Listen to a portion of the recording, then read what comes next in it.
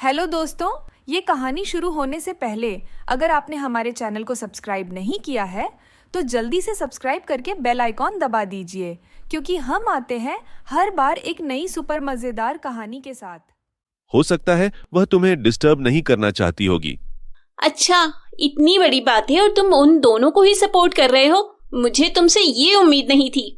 गुस्से में तमतमाकर कामिनी ने फोन काट दिया। नवीन को तो पता ही था कि कामिनी को बात का बतंगड़ बनाने की इतनी आदत है। वो सोचता आ रहा था कि घर पहुंचकर अब पता नहीं कौन सी गाज गिरेगी। लेकिन वो घर पहुंचा उससे पहले ही ममता जी घर पहुंच चुकी थी और बहू की सारी शिकायतें भी सुन चुकी थी। मगर जैसे ही कामिनी ने पति को देखा तो जोर जोर से चिल्लाने लगी। आपकी माँ को अपनी गलती दिखाई नहीं देती है। कहती है उनका नियम है भजन कीर्तन में जाने का, और मैं कमरे में थी इसलिए मुझे बताना भी जरूरी नहीं समझा। और तुम्हारी बहन, वो तो आवारागर्दी करते फिरती है। जब मन करता है अपनी सहेलियों के साथ पढ़ाई का बहाना बनाकर मटर गश्ती करने निकल जाती है। तभी दिव्या घर में दाखिल हुई। भाभी, क्या बकवास किए जा रही हो? मैं मटर गश्ती करने नहीं, मैं तो अपनी सहेली के साथ पढ़ाई करने गई थी। हाँ, खूब जानती हूँ ये पढ़ाई के बहाने, घूमना फिरना, चाट पकोड़े खाना और अमीर लड़कों के साथ बाइक पर बैठकर। वो आगे कुछ बोल पाती उससे पहले ही दिव्या चिल्लाते हुए बोली, बस करो भाभी, आगे एक शब्द और नहीं। आप मुझे जानती कितना है जो मेरे बारे में कुछ भी अनाप शनाप बोले जा रही है। तुम्हारी हिम्मत कैसे हुई मेरे सामने अपनी जुबान खोलने की? तुम हो कौन? तुम्हारी औकात क्या है? गरीब घर की लड़कियों को इतना मुंह नहीं खोलना चाहिए। शायद तुम्हें पता नहीं है, तू मेरे टुकड़ों पर पल रही है, इसलिए मुझसे ऐसी बदतमीजी दोबारा मत करना। ये सुनकर नवीन एकदम से कामिनी पर चिल्लाते हुए बोला, तुम्हारी हिम्मत कैसी हुई कामिनी, मेरी बहन से ऐसे बात करने की? अच्छा, इतना बुरा लग रहा है तो जाओ अपनी बहन के साथ बैठकर रोना शुरू करो, क्योंकि मैं पापा से बोलकर तुम्हें अभी नौकरी से निकलवा दूंगी। फिर बैठकर दोनों भाई बहन कटोरा लेकर मंदिर के बाहर भीख मांगना। और हाँ, अब मुझे तुम्हारी ये माँ और बहन घर में बर्दाश्त नहीं होती। इन्हें बरसाती वाले कमरे में शिफ्ट कर दो, वरना मैं मायके चली जाऊंगी तो लौट कर नहीं आऊंगी। ये दिन रात की किटकिट मुझे बिल्कुल पसंद नहीं है, इसलिए जल्दी से दोनों माँ बेटी अपना बोरिया बिस्तर यहाँ से समेट लीजिए। कामिनी की ऐसी बातें सुनकर नवीन घबरा गया और बिना कुछ बोले चुपचाप घर से बाहर चला गया। इधर बहू की बात सुनकर ममता जी हैरान रह गई, मगर अब करती भी क्या। एक माँ के बेटे के करियर के खातिर चुप रह गई और बरसाती वाले कमरे में शिफ्ट हो गई। अब तो आए दिन कामिनी दोनों माँ बेटी पर तंज कसती रहती। घर का कोई काम नहीं करती, बैठे बैठे बस हुक्म चलाती। दिव्या को बुरा तो बहुत लगता, मगर वो अपने माँ और भाई के कारण चुप रह जाती। दिन ऐसे ही निकल रहे थे। एक दिन कामिनी ने सबसे कहा, मेरी बहन की शादी तय हो गई है, मुझे बहुत सारी तैयारी करनी है, इसलिए मैं मायके जा रही हूँ। तो ममता जी ने कहा, बहू, शादी के तो अभी 2 महीने और हैं, तुम अभी से मायके चली जाओगी?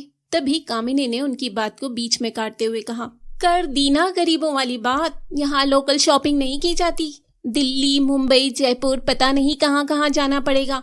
अब ये सब एक दिन में तो नहीं होगा ना। हाँ, आप लोगों को क्या पता, आप लोग तो कोई गलियों से शॉपिंग करते हैं, और ऐसा नहीं है कि मैं पूरे 2 महीने के लिए जाकर बैठने वाली हूँ। बीच बीच में आती रहूंगी, लेकिन हाँ, मुझे फोन करके टांग मत अड़ाना। ये बोलकर कामिनी अपना बैग उठाकर घर से चली गई। कुछ दिन बाद ममता जी की बहन और बहनोई आने वाले थे। यही सोचकर ममता जी ने अपनी बहू को फोन किया और बोली, बहू, घर आ जाओ, मेरी बहन जीजा जी तुम्हारी शादी में नहीं आ पाए थे, सब मिलने आएंगे। तुम घर आ जाओगी तो उन्हें भी अच्छा लगेगा। ममता जी ने तो बड़े प्यार से कहा था, लेकिन कामिनी चिल्लाते हुए बोली, माँ जी, मैंने कहा था ना कि फोन करके बीच में टांग मत अड़ाना।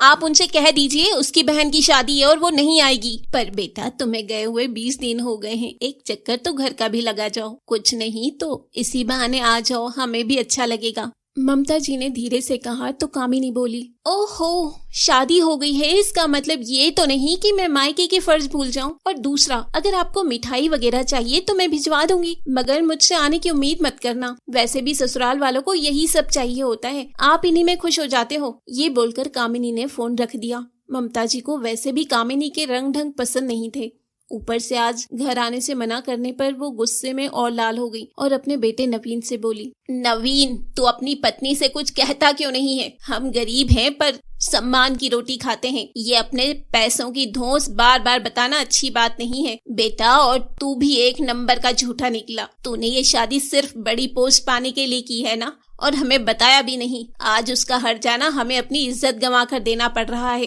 क्या माँ, अब बस भी करो। तुम सारी जिंदगी कपड़े सीलकर कर ही क्या पाई हो? याद है, 2 वक्त की रोटी भी हमें सब्जी के साथ नसीब नहीं होती थी। आज मैंने घर, गाड़ी, धन दौलत सब कुछ कमाया है तो आपको बुरा लग रहा है। और फिर कामिनी ने गलत भी क्या कहा है? हम गरीब तो थे ही, और अब कामिनी की वजह से ही हमारा स्टेटस बना है, तो फिर आप उसके मजे लीजिए। क्यों फालतू में एक बात बोलती हैं और 2 बात सुनती हैं? मौसी मौसा जी आ रहे हैं तो उनकी खातिरदारी कीजिए। पहले भी तो वह आपसे मिलने ही आते थे। दूसरी बात, जब हम गरीब थे तो कौन से मौसा मौसी जी ने हमारी मदद करते थे, जो हम इन लोगों के बारे में इतना सोचे? अरे जैसे पहले आते थे वैसे ही चाय नाश्ते से ज्यादा खातिरदारी करने की कोई जरूरत नहीं है। इतना बोलकर नवीन भी ऑफिस के लिए बाहर निकल गया। तभी उनकी बेटी दिव्या बोली, माँ, हमने कौन से पाप किए हैं जो हमें दिन रात गरीब होने का ताना दिया जाता है? जाने दे बेटी, तेरी भाभी होगी अपने घर में अमीर, आखिर वो भी तो मायके में अपनी इज्जत गंवा ही रही है। मगर ये बात उन्हें कहाँ समझ में आई है? पैसों का घमंड जो चढ़ा हुआ है सर पे। खैर, धीरे धीरे शादी का समय नजदीक आ गया। शादी वाले दिन नवीन ने अपनी माँ ममता जी से कहा, माँ, आप लोगों को लेने के लिए ड्राइवर पहुंच जाएगा, आप समय पर आ जाना। ये बोलकर वो अपने ससुराल के लिए निकल गया। शाम को 8 बज गए थे। न गाड़ी थी न ड्राइवर। तो हार कर दिव्या ने अपने भाई को फोन लगाया, लेकिन नवीन का फोन नहीं मिला। तो उसने अपनी भाभी कामिनी को फोन लगाया और बोली, भाभी, भैया ने कहा था कि गाड़ी भेज रहे हैं, कितना समय और लगेगा? जरा पता करके बता दीजिएगा। ये सुनकर कामिनी गुस्से से बोली, गाड़ी भेज रहे हैं? तुम्हारा दिमाग खराब हो गया है क्या? तुम जैसे भिखमंगों के लिए मैं ये फैसिलिटी भी दूंगी। चुपचाप ऑटो करके आ जाओ। अगर उसके पैसे ना हो तो ऑटो वाले से कहना कि दरवाजे पर खड़े गार्ड से पैसे ले लेगा। मेरा नाम लोगी तो ऑटो वाले का किराया तो वो दे ही देगा। फोन स्पीकर पर था, इसलिए ममता जी ने सारी बातें सुन ली और सोचने लगी, अगर अभी नहीं बोला तो कभी नहीं बोल पाएगी। यही सोचकर उन्होंने दिव्या के हाथ से फोन लिया और गुस्से से बोली, बहू, अब बहुत हुआ। तुम अपनी अमीरी अपने पास रखो। जब तुमने और तुम्हारे पापा ने रिश्ता तय किया था तब ये नहीं देखा था हम जैसे गरीब भीखमंगों के घर में अपनी राजकुमारी की शादी कर रहे हैं। तब तो तुम्हारे मम्मी पापा ने यही कहा था कि हमें आपके जैसा सीधा सच्चा परिवार चाहिए ताकि हमारी बेटी सदा खुश रह सके। मगर तुम्हारे पापा ये भूल गए कि उनकी बेटी को प्यार, खुशियां या आशीर्वाद नहीं, सिर्फ रुपए पैसों से प्यार है। और इन्हीं पैसों के घमंड में वो अपनों से बड़ों की बेइज्जती करने में जरा सी भी देर नहीं करती। मगर कामिनी बहू, एक बात याद रखना, ये पैसा तुम्हारा कमाया हुआ नहीं है, तुम्हारे पिताजी का है। तुम कितना भी उस पैसों पर इतरा लो, मगर कायदे से उस पर तो तुम्हारा कोई हक नहीं है। और ध्यान रखना बहू, समय बदलते देर नहीं लगती। आज आपका समय है तो कभी हमारा समय भी आएगा।